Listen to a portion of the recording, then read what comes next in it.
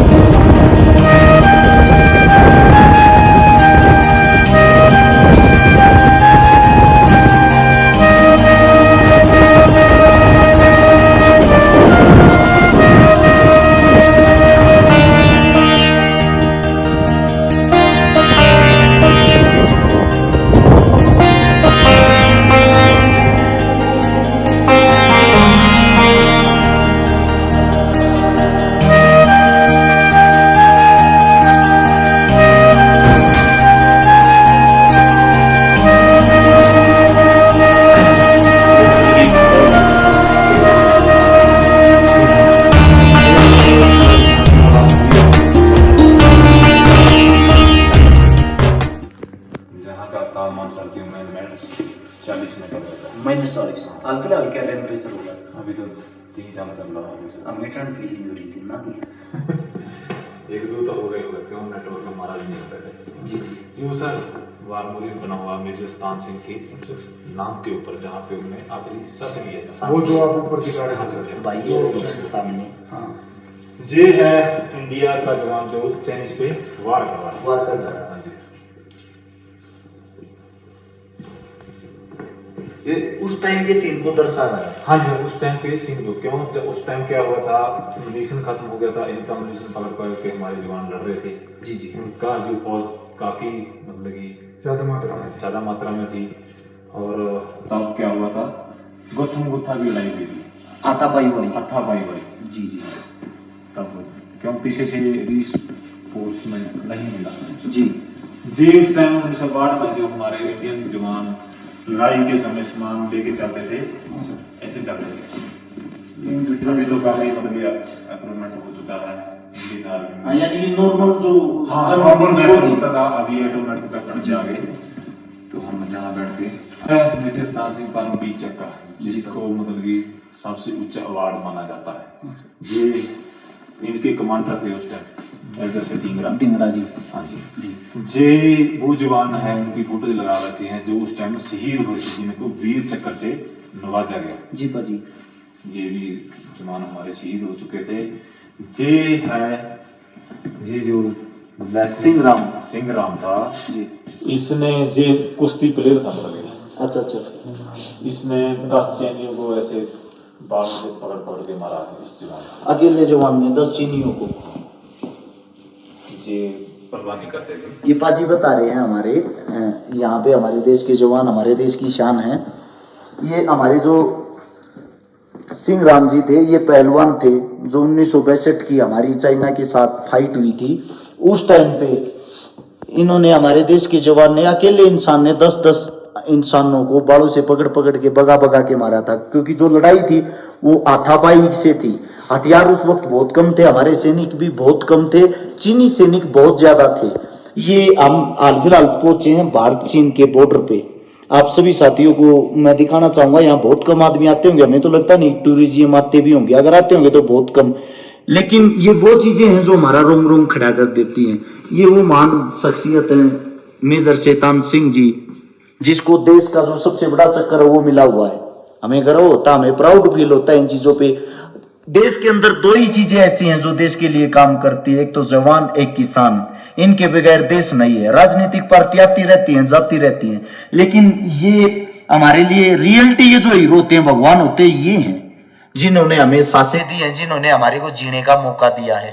पूरे ब्लॉग में आप लोगों को दिखाएंगे सारी चीजें, उस वक्त के हथियार। हमारे साथ में हमारे देश के जवान पाजी जो पंजाब से हैं, जगजीत जी, ये बताएंगे अच्छे तरीके से। जे वो वेपन है सर जो उस टाइम ऑन ग्राउंड में यूज किए गए थे 7.62 LMG। जी क्या हुआ था सर, उस टाइम बर्फ पड़ी हुई थी।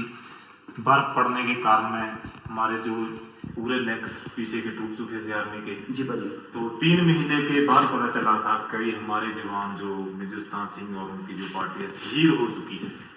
3 महीने के बाद में पता चला, जब हमारी पार्टी दोबारा वहां पे क्या है उस टेकरी पे गई थी। हाँ जी, ये 7 शब्दों में लिखा हुआ 3 मंथ्स लेटर। इसका मतलब ये है जो मेजर शैतान सिंह जी थे, उनका संपर्क नहीं हो पाया हमारी फौज से। संपर्क ना होने के कारण वो अपने जवानों के साथ पूरे जोश के साथ लड़ते रहे। जब 3 महीने बाद हमारी सेना आती है, भारतीय सेना, उनको ये हथियार मिलते हैं। हथियारों के बाद उनको अंदाजा होता है कि हमारे बीच हमारे देश के वो जवान नहीं रहे, हमारे देश के लिए वो जवान शहीद हो गए। उन्होंने जो अपना रक्त है वो भारत माँ के लिए लड़ते लड़ते बहा दिया। आगे की बात अपने भाई साहब बताएंगे पाजी। जे है उस टाइम का सामान सर, जिसमें हम मनीषर रखते थे, जे खड्डा खोदने के लिए, जे सेल हैं बैटरी के, जे मनीषर काटरी, जे है सर जो मतलब कि किसी मोर्चे को बनाकर उसके ऊपर लगाना, जे वही मिट्टी है जहाँ पे हमारे जवान शहीद हुए थे, जवानों का रक्त था जी। जे मिट्टी टाइम की है, जे है हेलमेट, जिसको हेलमेट बोलते हैं। इसमें भी मतलब छेद इसमें वो लगे हुए हैं सर, रोड लगे हुए हैं जी भाजी। किसी जगह पे लिखा भी हुआ है फरवरी 1963 में पता चला था दोबारा 3 महीने के बाद में कि हमारे जवान शहीद हो चुके हैं। और जब हमारी पार्टी वहां गई तो जो जवान थे ना, उनके हाथों में ये वेपन वैसे ही पकड़े हुए थे जी भाजी। 3 महीने के बाद में